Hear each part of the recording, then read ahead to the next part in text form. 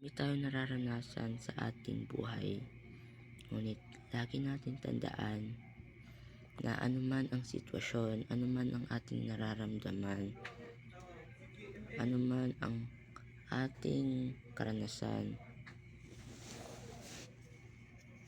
o ating nararanasan sa ating buhay, panatilihin natin ang ating pananampalataya sa tanging may likha. Kung wala pa kayo pananampalataya sa tanging may likha, isuko nyo ang inyong buhay sa may likha o sa Diyos. Isuko nyo ang inyong buhay sa Diyos sapagkat ang Diyos natin ay pinakamabait, pinakamakapangyarihan at pinakamatalino. Huwag kayong mag-iisip ng negatibo, isipin nyo yung positibo.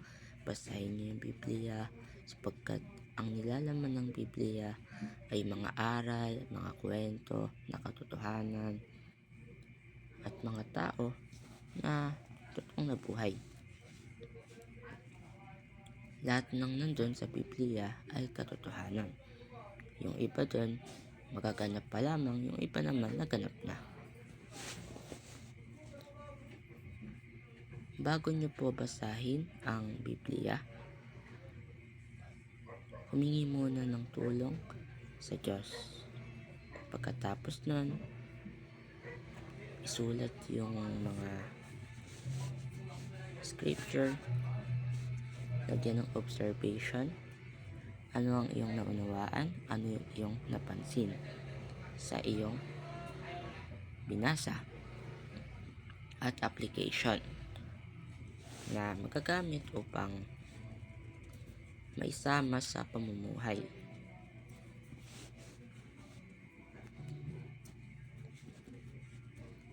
Pinakamahalaga ang pananampalataya sapagkat sa pananampalataya sa tanging may likha o sa tanging Diyos, ang ating pananampalataya sa tanging Diyos, doon natin nararamdaman ang tunay na kagalakan at ang ating kaluluwa ay maliligtas sapagkat nagkaroon ng banal na espiritu.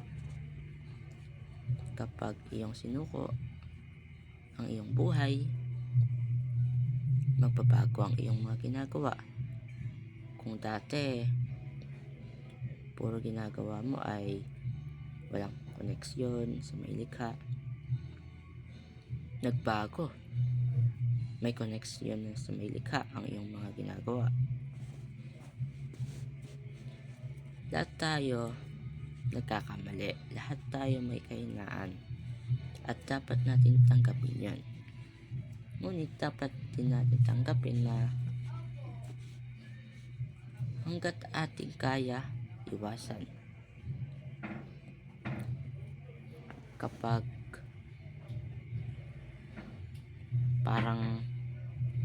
parang mas nilalaman tayo ng katawan natin, labanan sa pamagitan ng salita ng may likha o sa salita ng Diyos o Biblia.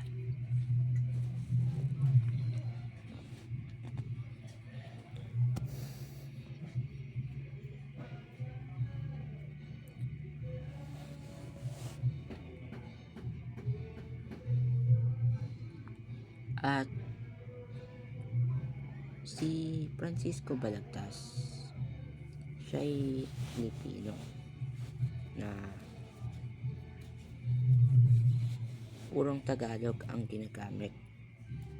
Ang kanyang sinulat na Violante at Laura o ang kanyang ginawa ay hindi naman tungkol lamang sa mga ugali na dapat taglayin ng tao, tungkol din sa mga ginagawa ng tao na nanakop sa bansang Pilipinas, na yung sumakop taga ibang bansa ng mga tao.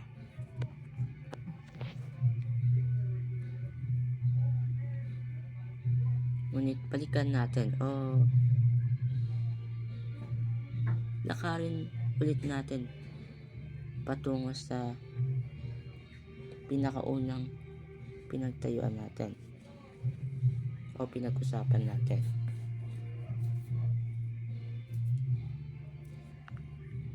o kahit hindi pinakaunang pinag-usapan natin.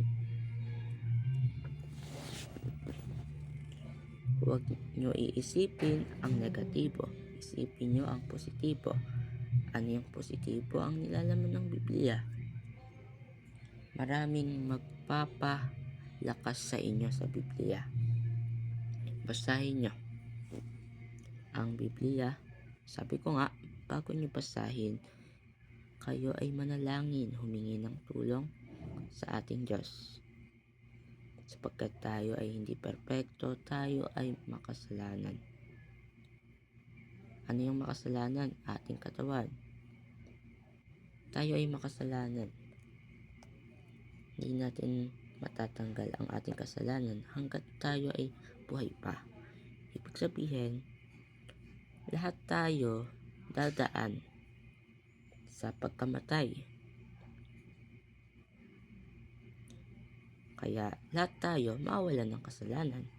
Ngunit mananatili ng walang hanggan ang kasalanan kapag pinili ng tao na maging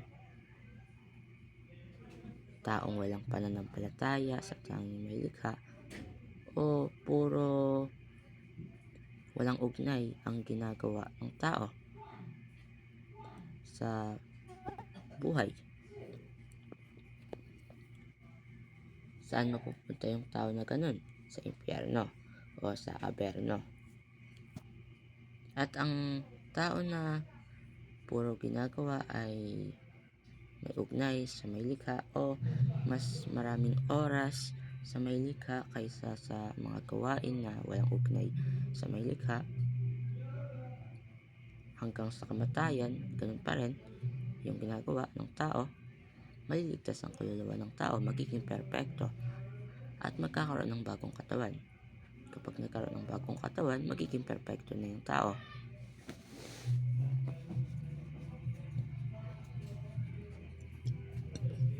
Mabubuhay tayo dun sa langit ng walang katapusan na ang ating mararamdaman ay kagalakan.